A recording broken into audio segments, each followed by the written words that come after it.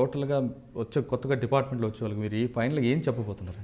అంటే కోవర్ట్ వ్యవస్థను పెంచాలా, కోవర్ట్లాగా ఉంచాలా, తర్వాత ఎవరి కోసం ఇంత రిస్క్ ఆపరేషన్ చేస్తే ఏ ఆఫీసర్ సపోర్ట్ లేనప్పుడు ఎందుకు చేయాలి?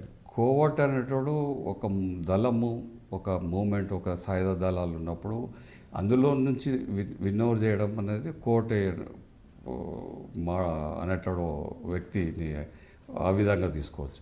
అది కాదు కానీ ఒక ఇన్ఫార్మేటర్ని మాత్రం ప్రతి విలేజ్లో, ముఖ్యంగా రూరల్ ఏరియాలో అయితే వాళ్ళకు అవసరం. ఇన్ఫార్మెంట్ ఎంత టెక్నాలజీ ఉన్నా human relation is most important. ఇప్పుడు ఏదైనా కావాలంటే మన దగ్గరకు వచ్చినప్పుడు వాడికి ఏం కష్టం ఉంది, ఏ విధంగా రియాక్ట్ ఇట్టి పోసుడు, గ్లాసులో నీళ్ళు ఇచ్చాడు, అది కాదు నా ఉద్దేశం.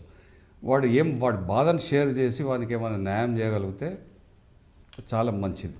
అంటే ఇన్ఫార్మేట్ అని మీరు అంటున్నారు, ఇన్ఫార్మేట్ వ్యవస్థ పెంచుకోవడం ఇంపార్టెంట్ అని మీరు అంటున్నారు. కానీ ఇన్ఫార్మేట్ వాడు ఒక పులి, ఆ పులి మీద స్వారీ చేయడం అనేది ఇబ్బంది అని మీ శిష్యులు కొంతమంది చెప్తుంటారు.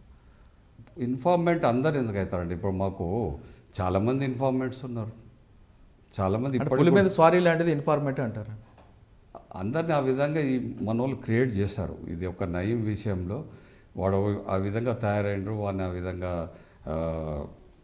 సారీ చేసడం అనేది వీళ్ళ అభిప్రాయం. కానీ అంటే వీళ్ళే పెంచి పోషించారంటారా నయంని పోలీసు కాదు, ఒక వాడు అడ్వాంటేజ్ తీసుకున్నాడు, వీళ్ళు డిటెక్ట్ చేయలేకపోయారు.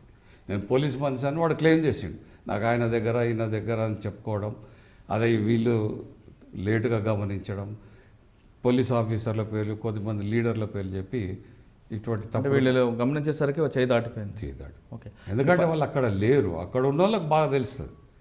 ఈజ్ అవుట్ ఆఫ్ రీచ్ కదా, ఏదో మాట్లాడతాడు, ఏదో చెప్తాడు, కానీ అంత బయట జరిగే విషయాలు వీళ్ళ నోటీసులో రావు కదా.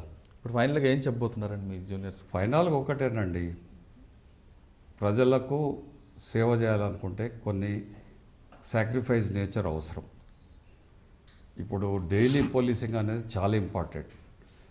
రోజు విలేజ్ విజిట్ చేయడము, రికార్డ్స్ మెయింటైన్ చేయడము, వీళ్ళ మీద బ్యాడ్ యాడ్స్ మీద నిఘా పెట్టడము, మంచోళ్ళకి వస్తే రెస్పెక్ట్ ఇచ్చి. ఇప్పుడు ఏమవుతుందంటే కొన్ని కేసులలో నేను చూశాను, ఒక డబ్బున్న వ్యక్తి పెద్ద ఇన్ఫ్లుయెన్స్డ్ పోతే వాడు ఇమీడియట్ ఇంకా జరుగుతుంది అది. అదే పేదోడు పోయి కంప్లైంట్ ఇస్తే చేయడం లేదు. ఫ్రెండ్లీ పోలీసింగ్ నడుస్తుంది కదండి. ఫ్రెండ్లీ పోలీస్ అది ఓకే పేరుకు, కానీ యాక్షన్లు ఉండాలి కదా ప్రాక్టికల్గా. నేను థియరిటికల్ ఇది ఓకే, ప్రాక్టికల్గా లేదండి. ఇప్పుడు ఒక పెద్ద ఆయన పోయి నా భూమికి కబ్జా అవుతుంది, లేకపోతే ఉన్న ఎవడో దొంగ కాయదలు పెడితే ఇస్తే మన వాళ్ళు ఇమీడియట్ రియాక్ట్ అవుతాడు. చిన్నోడు పోతే అది సివిల్ డిస్ప్యూట్ అంటాడు, డిఫరెన్స్ అది. అట్లనే పెద్దోడు దీంట్లో కుక్క పిల్ల పోతే ఇమీడియట్ రియాక్ట్ అవుతాడు. వీడిలో ₹1,00,000 పోతే కూడా ఎవడు మాట్లాడాడు, నీకు ఏడుకెళ్ళి వచ్చి నేను వీనాను మనబడతాను. అంటే పోలీస్ స్టేషన్కి వచ్చిన వ్యక్తి ఆడు డబ్బు ఉన్నవాడైనా, పదవి ఉన్నవాడైనా, పవర్ ఉన్నాడైనా, పేదవాడైనా అందరినీ ఒకేలా చూడాలి. వాడు చెప్పిన కంప్లైంట్ శ్రద్ధగా వినాలా, అప్పుడే పోలీస్ ఇట్స్ ఆటోమేటిక్గా వస్తాయి. ఇన్ఫార్మెంట్ అంటే కొత్తగా తయారు చేయడం కాదండి, నీ మీద నమ్మకం ఉంటే ఎవడైనా ఇస్తాడు ఇన్ఫర్మేషన్.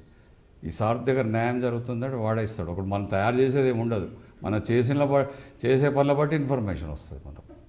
అంటే ఇన్ఫార్మేట్ వ్యవస్థను జాగ్రత్త చూసుకోవాలి. కానీ పోలీస్ స్టేషన్కి వచ్చిన వ్యక్తికి మర్యాదగా మాట్లాడి న్యాయం చేస్తే వాడికి మనకు ఏదో కృతజ్ఞతాపూర్వకం ఏదన్నా ఇన్ఫర్మేషన్ ఇవ్వచ్చు.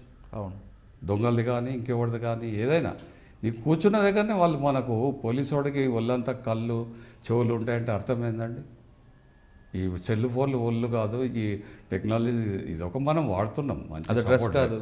ఒళ్ళు కళ్ళు అనేది వీళ్ళే ఇన్ఫార్మెంట్ అనేది కొత్తగా మనం తయారు చేసే అవసరం లేదు, ప్రజలే ఇన్ఫార్మెంట్స్. ఓకే, ఇప్పుడు ఫైనల్గా మీరు ఏం చేయబోతున్నారు, ఏం చేస్తున్నారు? అంటే ఫైనల్గా రిటైర్డ్ అయ్యి నేను ఇప్పుడు హాయిగా ఉన్నానండి.